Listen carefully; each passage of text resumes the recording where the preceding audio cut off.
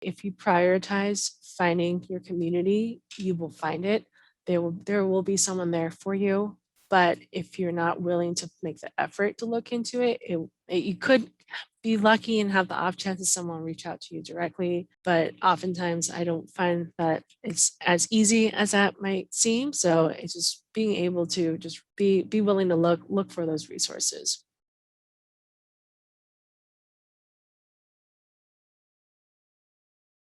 What really motivated me was my own experience at UC San Diego as a student. I was a sixth college student, and a suite mate of mine encouraged or peer pressured me to become an orientation leader. I thought, sure, why not? So I joined as an OL.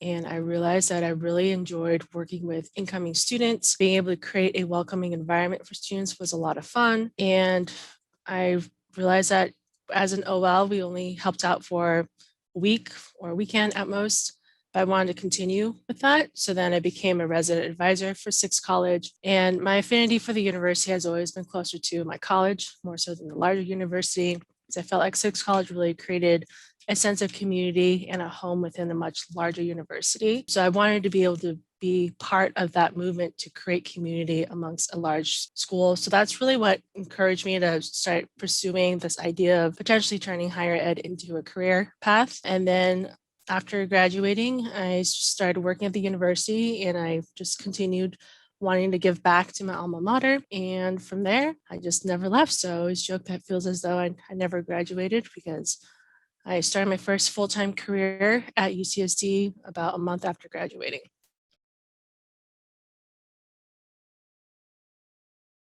I think what I like the most about working with students is just the energy that students bring. I feel like college students just come in with a new perspective, and they're always excited and eager to learn. Welcome week every year is always such an exciting time. Everyone's so excited. The harsh reality of academics haven't gotten to them yet, so it's just really exciting to relive that every year. And I think just being a young adult is just a wonderful time to just explore and test new things. And being in school and being a college student is it's such a safety net of sorts. It's a great time to experiment, try new things, just knowing that you always can fall back on the fact that I'm just a college student, I'm just testing things out. I think that's what makes it most exciting. And also, I feel like for me personally, it keeps me in the know of what's going on, latest trends. I now rely on my student workers to tell me what the newest slangs are, so I know what you all are talking about. So it's been great. I just really love working with college students.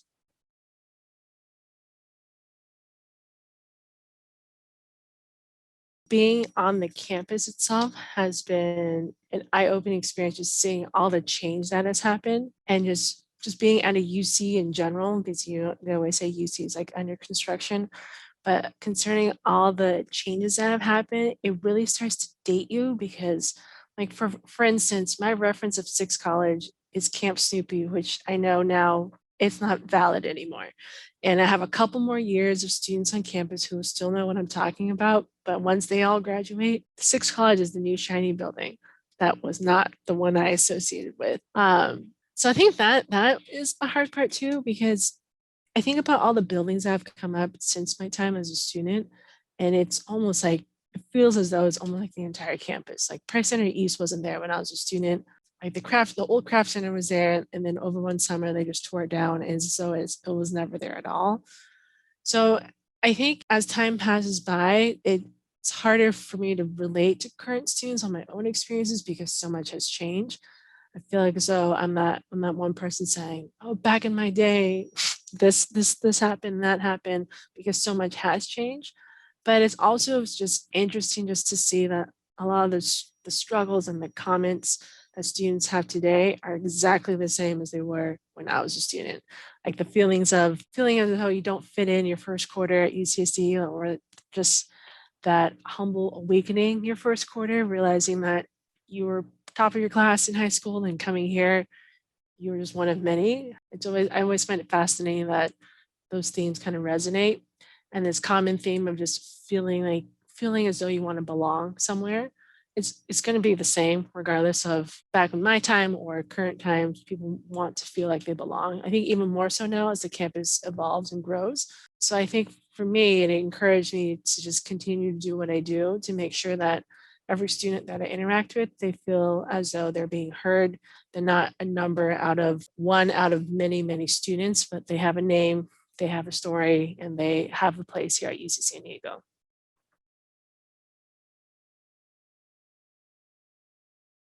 So I think as a student, UCSD is a huge campus. It's really large. The classes are competitive. It can be hard to find a home in a much it's in such a large institution. So I think what really helped me was finding a specific niche that worked with my interests and to find people that were like-minded as myself. I know for me that's what really helped shape my time at UCSD. It wasn't so much the classes and the content I learned in the classroom setting, but more so the additional activities I did with my peers or just extracurriculars that kind of helped make my college experience more well-rounded. I think looking back, the things I remember, once again, aren't the things I learned in lecture, but it's the experiences that I made with friends and peers.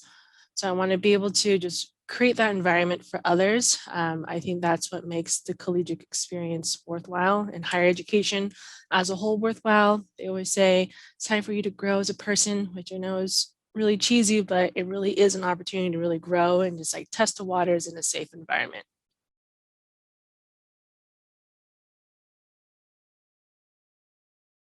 I think a common struggle I've seen throughout my time at UCSD as a staff. So, just a little background: I've worked in residential life, in transfer housing, and then most recently, before my current role at the basement, I was an academic advisor. So, a common theme I found among students is this unwillingness to ask for help. I think it's maybe because just the academics are so competitive, students who were struggling often felt as though they were the only ones struggling and everybody else had it together. So they would struggle in silence. They would be hesitant to ask for help, reach their peers for help, ask for staff for help. So just breaking down those barriers has been a challenge, I think, for students, just recognizing that they're not alone in their process. There are resources and people here to help. No one's going to judge them, and just being comfortable and being, I guess, self-aware enough to just know when you've hit a wall and you need to get that additional support. So I think just seeing students like that, oftentimes in advising students would come in almost ashamed or just bashful, thinking that they were the only ones who had a specific question.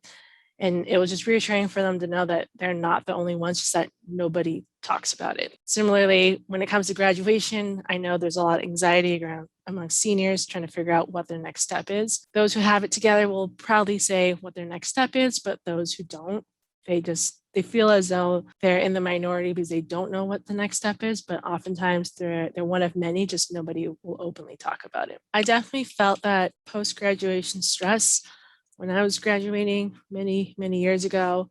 I think throughout my life, I always knew after high school, I go to college, but then after college, like what is the next step? There are a lot of different variables, different paths, and wanting to take the right path could be stressful because you didn't know which one would yield to the results that you hope to achieve. I also graduated during the recession, so it was an additional factor that had to go into play. But I think what helped me is just knowing that there's no one set path, and just knowing that when you graduate from college, you still have time to figure it out. I mean, a lot of folks don't figure it out till later on, or you could be figuring it out as you go along the way, and just being okay with that, which was tough. I'm a planner, so I like to have plans set out, but just learning how to be flexible and adaptable, and just knowing that to be open to new opportunities because it could change your path for the better, or it could lead you to a path where you realize that's not what I want to do, but you figure that out earlier on than continuing all the way down the road. So just being flexible, keeping an open mind, and just networking, reaching out to folks, hearing inputs, perspectives from all different varieties. I think that also helps as well.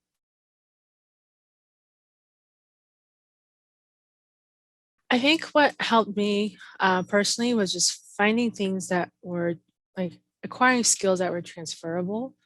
I too thought I would be pre-med. I took Chem 6A, and 4 weeks in, I did not understand anything and realized that if I couldn't figure out basic chemistry, maybe bio wasn't the right major for me, and decided to drop the class. And I don't have it on my record. I think just testing the waters, but also knowing your limitations too. There might be things that aren't exactly how you expect them to be, but being okay with just pivoting and just trying a different route, I think is helpful. Just being flexible. I mean, this really is like an experimental time just for students just to try different things to see what resonates most with them. I never would have thought higher ed would be the career path I'd go down on. I didn't even know that a career in higher education was something that was even possible until I went to college.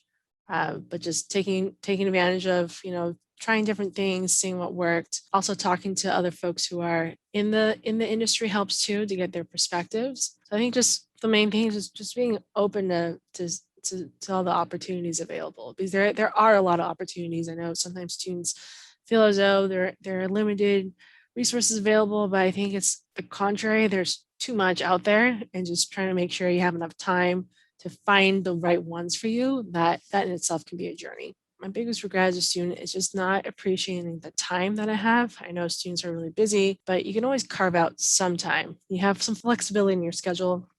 I would always tell students I advise, like, go to the beach in the middle of the day because you can. Like, go in the middle of the day in the middle of winter because you live in San Diego. It's beautiful outside.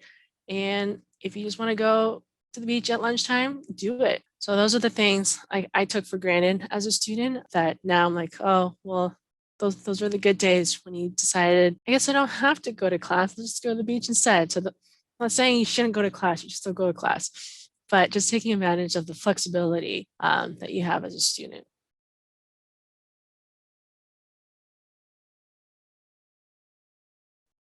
I think my advice is just go for it. I think the common theme is just try it. What's the worst that can happen? You can always try it, decide you hate it, and just know that you tried it, and now you know. So there's no harm in just giving it a whirl and seeing where it ends up. I think just the other main thing, just enjoy your time as a student. I know that academics can get in the way of a lot of the fun parts, but don't let it be the only part of your collegiate experience. It's so much more than just academics. Like you mentioned earlier, you might not, get that A on that class, but you had a wonderful experience playing volleyball with your residents. Like, you won't be able to get that experience back. So just enjoying the entire experience and not just a single part of it will make it a lot more enriching and just more meaningful once you are removed from the academic setting. Thanks for watching. Hit the like button and comment with your own thoughts and experiences. If you'd like to see more content like this, please subscribe to our channel at Real Life Videos. Let's rehumanize.